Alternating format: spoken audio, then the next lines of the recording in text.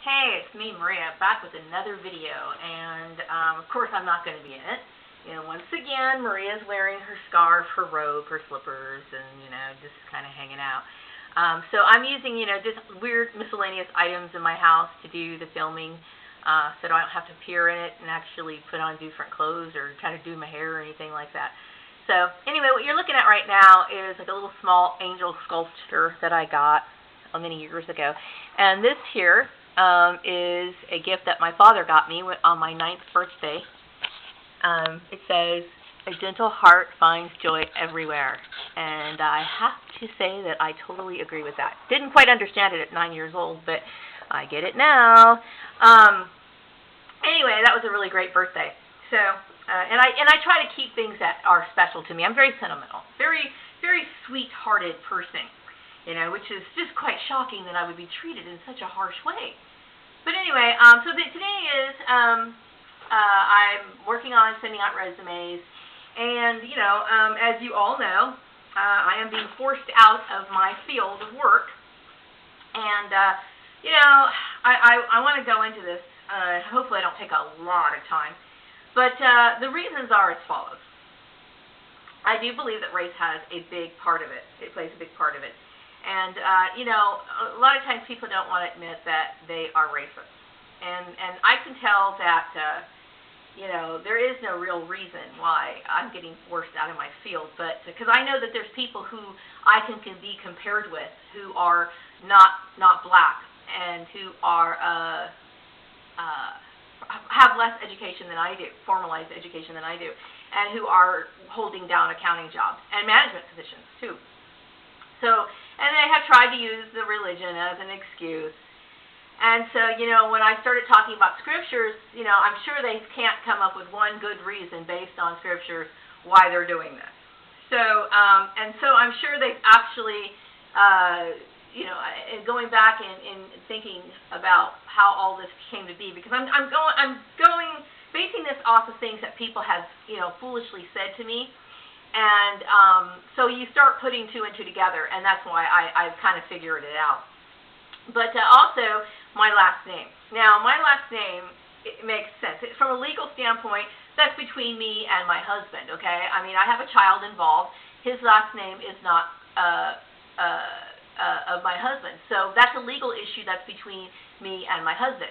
It doesn't matter. There's a lot of people who live outside of this town who've done this. As a matter of fact, when I was growing up, I babysat for a woman who kept her maiden name, and for very similar reasons, okay? And she had a child involved, but there was another issue why she had her name, okay? But mine relates to my child, directly to my child, and really, it's nobody's business. And that's one of the reasons why we have employment laws, because you're not supposed to base it on any of these things that I mentioned: race, religion, marriage status, whatever, okay?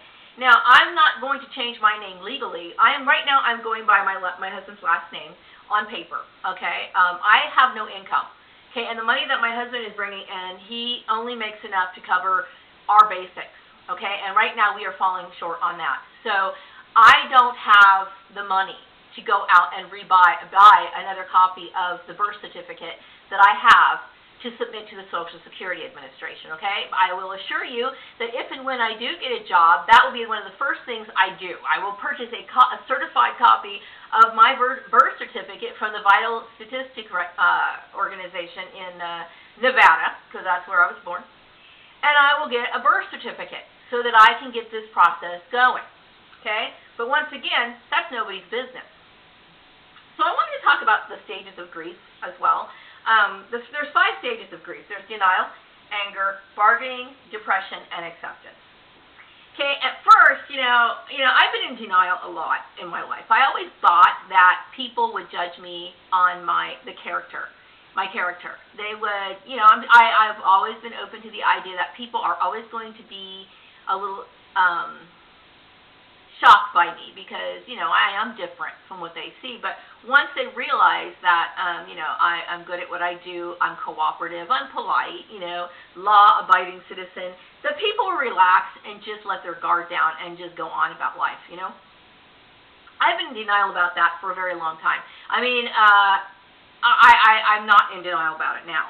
And I'm also, when I was younger, my father would tell me that this was very this was going to happen, that I was going to encounter this sort of thing. And I kept thinking, well, that was back in your day, Dad. Oh, no. Not too many things have changed since then. Okay, second stage of grief is anger. When I started putting it together about who was involved and how sick this stupid thing is and how I am a victim of ignorance and how foolish this has been. And you can't help but get angry. You cannot help but get angry.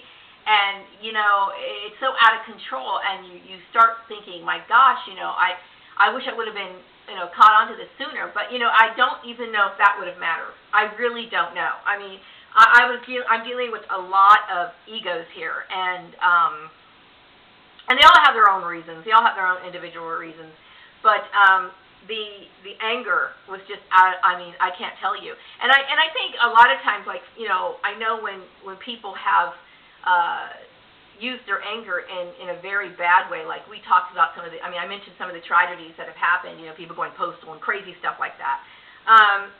That's to be expected, and I'm not saying that that's supposed to be expected. You don't go that far. That's never acceptable.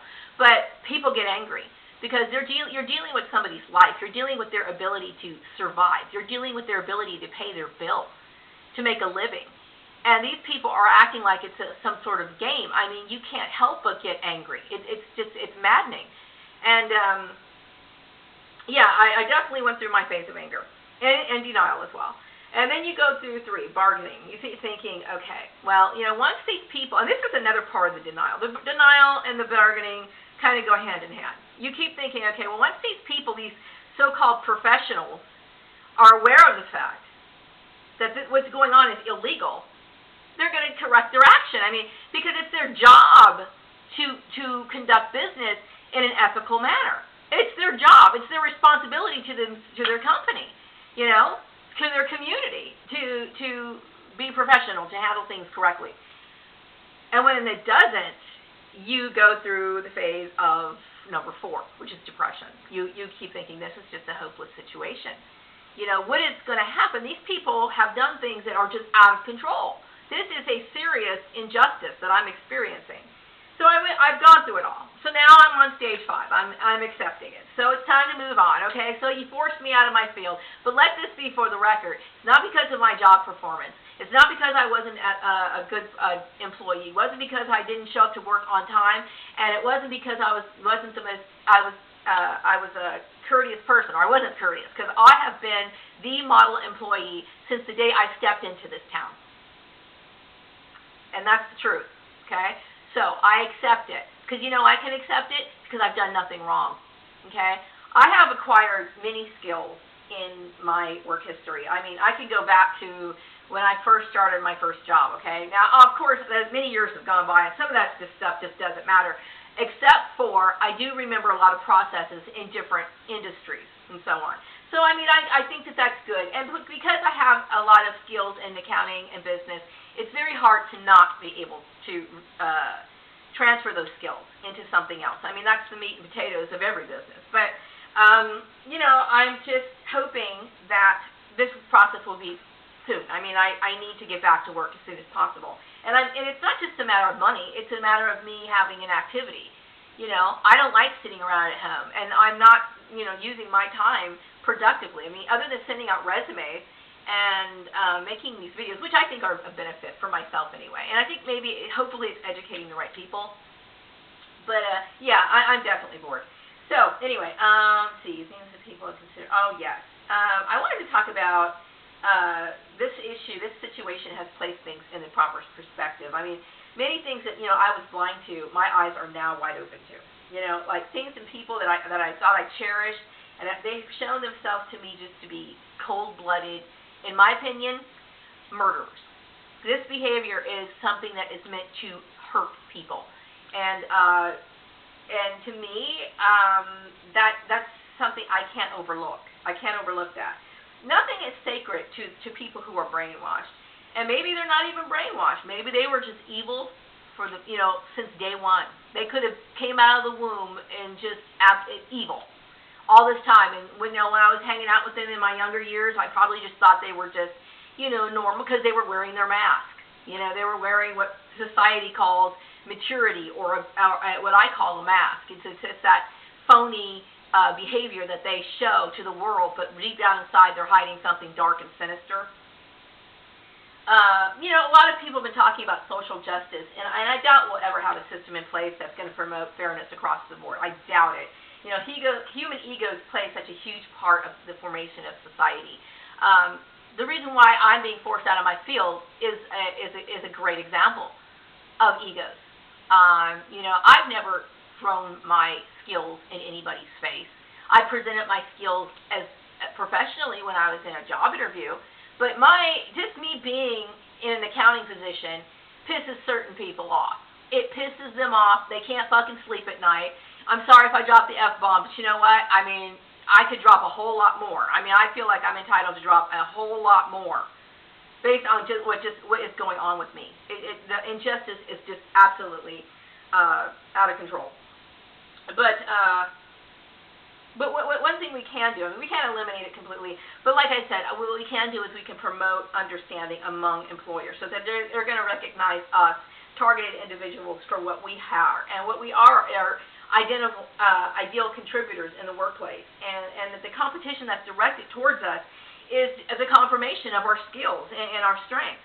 And the very fact that people are going all out of their way, to antagonize and to hurt and basically put me in a state of financial destitution when they don't even know me. Okay, they just heard about my skills, or they may have just heard that I had a certain position. And I'm sorry, my position isn't even grand. It's a very modest job, or at least it was anyway. It's a very modest job. But man, I'll tell you what, it pisses people off to no end that, somebody who didn't receive their 4-year degree was good at their job. And these people suck at theirs. And so Maria has to suffer for that. And so many other people have to suffer for that. So, whatever. Okay, I'm going about my life, and I want to just move on. And like I said, you know what? Okay, fine. I'm up to the challenge. I can go ahead and do it. I can start back again from ground zero.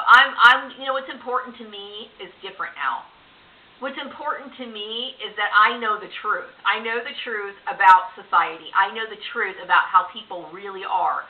And my eyes are opened up, and they will never be closed again, ever. So anyway, my goal is to make other people understand how this issue is dangerous. And if you think that you have a good standing among this group of this perpetrators, like the people who are participating in this nonsense, all you have to do is fall out of favor with the rest of the group. That's all you have to do. And it's easy to do because their stringent ideals are difficult for anybody to follow. Okay? And anyway, their stringent ideals are illegal and they're unethical. Okay? Now, we know the main reasons why I'm being forced out of my field. But also the fact, and that's the minor one, I would say the big major no-nos, the most obvious ones are race and religion. Okay? Now, the third one is just grasping for straws. My son's last name is the same last name as mine. There's reasons for that. And it's so intrusive. It's like, the humanization never stops. Like, or maybe this is a community that just doesn't value privacy. I don't know. Or maybe they don't think of me as a human being that I'm deserving of any. I have every right to live my life any way I want to. If I want to change my last name to Rumpelstiltskin, that's my goddamn business. I'm sorry. I need to let this out. It is so important for me. Okay? You can be, try to look at it this way. Overlook a few curse words, okay? Because that pales in comparison for, to me, what I consider to be attempted murder. Okay? And I can't see it any other way. I know who's involved. I know the people involved. I just want to get on with my life, okay? So if it hurts your damn feelings that Maria's good at accounting and you just can't stand to see someone of color have a decent paying job or whatever, and they just want you out, then I'll get out. I'll get out. Okay, fine. But you know what? Let it be said that this is not on any reflection of me. It's a reflection of yourself. Okay? Scapegoating doesn't require any justice. What it is, it's a reflection of the guilt of the majority is what it is. They can't stand to deal with the fact that they messed up royally. So they want to get it out of their face. And so they get angry, they get aggressive, and they can't deal with their guilt anymore, so they need to try to scapegoat you. Bullshit. Bullshit. And I have protected every single last one of you by acknowledging that confidentiality contract, and this is the thanks I get. Yeah, this is the society that we're living in. And then I'm being persecuted because I have high standards and morals. You know? Crazy. Crazy. Okay, now, I don't want to focus on anger anymore. Okay, like I said, I'm done with that. Okay, it's really hard to not talk about it though, to keep, to not raise your voice, because it's just so ridiculous. It's so ridiculous, Everything that relates to this is, it's not excusable. It just isn't. But anyway, this is my rant for the day. Now it's time to move on with solutions and to resolve this issue. And the only way I can do that is through acceptance. I accept it. I accept it, so I'm moving on. Okay, my goals have changed. I still have goals, but you know what? They have to be redirected. And all I can do is, hey, all the employers out here in town, I'm good at what I do, whatever it is I do, and I could be a great contributor to your company. So I'm an ideal person, and you know what? I'm available like right away. A little out of work humor there, but yeah. So anyway, getting back to my rant, I have a few more minutes left. I am working to solutions. I do need to really write out more ideas and strategies on making people aware of workplace mobbing, bullying, community gang stalking.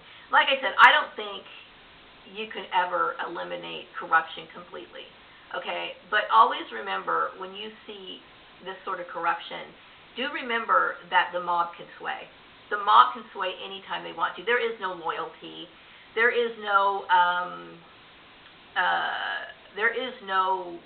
real understanding or people or real truly caring individuals when it comes to this sort of group. Okay, this is it's mob mentality is dangerous.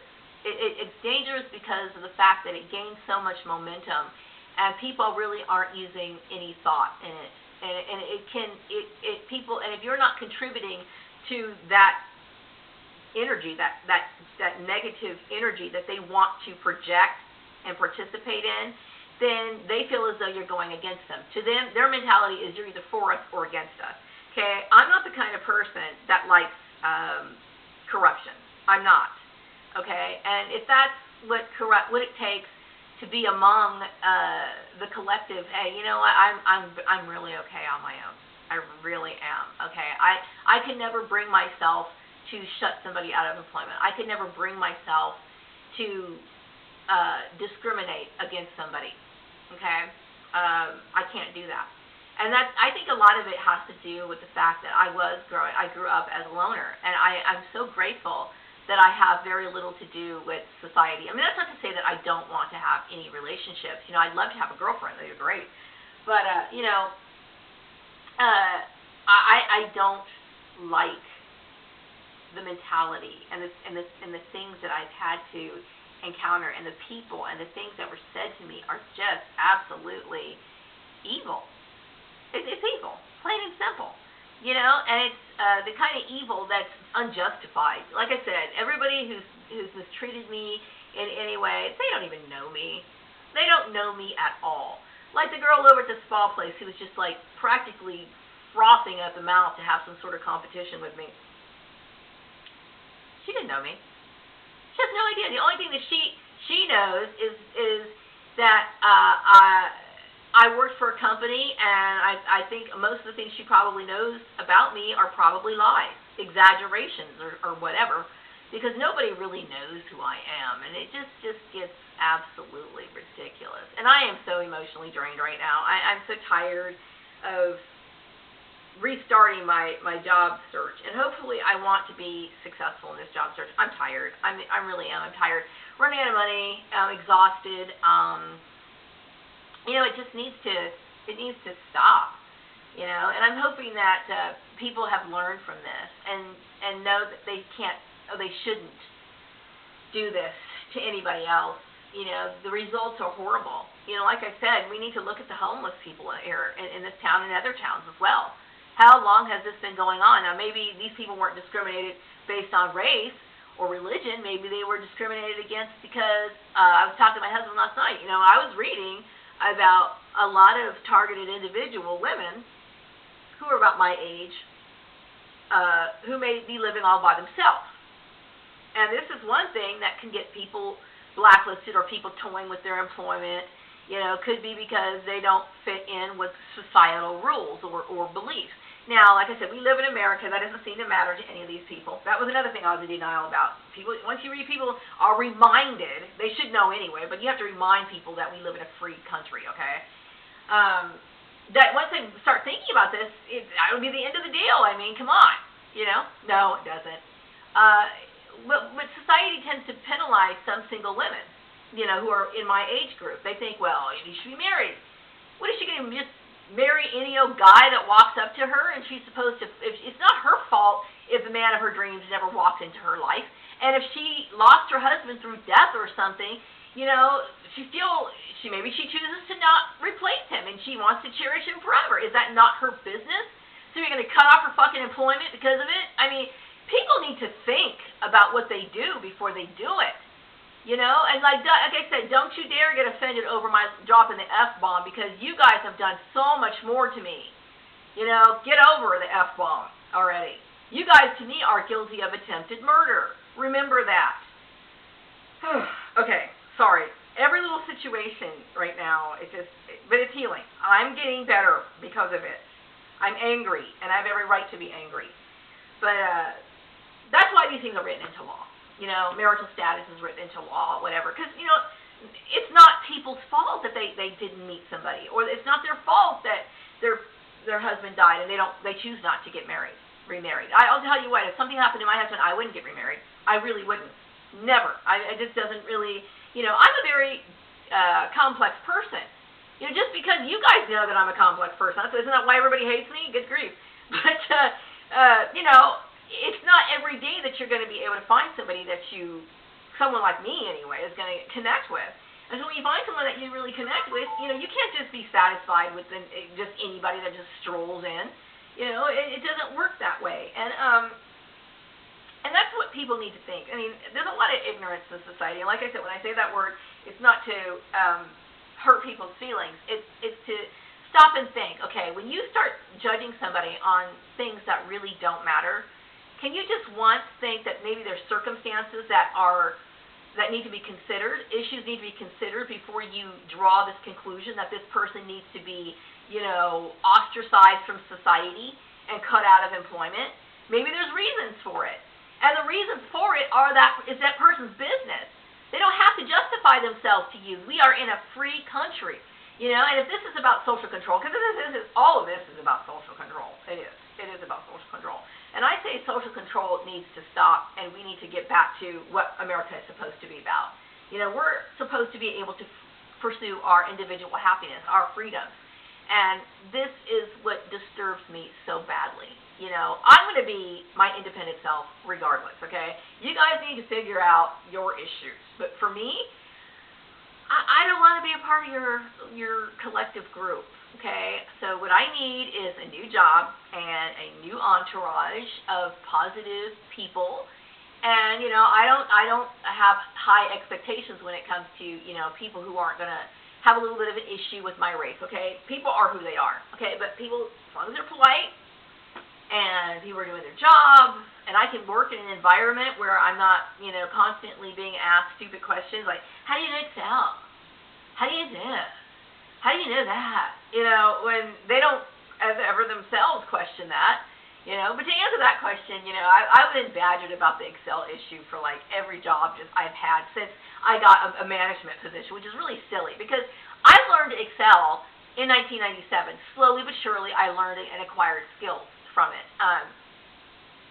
You know, originally I went to a trade school and learned Microsoft. What was that Microsoft? It wasn't Microsoft. It was Lotus 1-2-3. And that, you know, I thought that was horrible. I really hated that program. I hated it.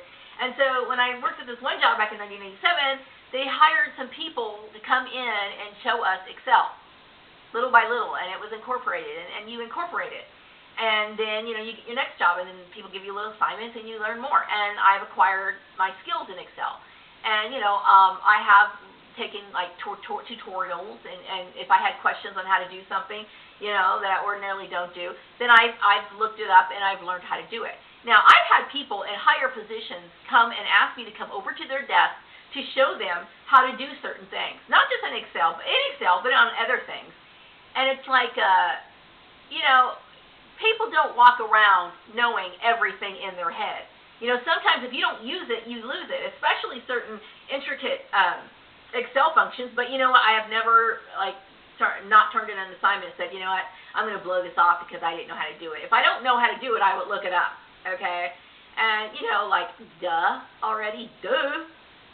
Anyway, got a minute left on this video. I had to rant, had to rave, and I had to send this to you. So if you don't like it, I don't know what to tell you, but give me some consideration. I mean, after all, you put me in this situation. Take care. Bye-bye.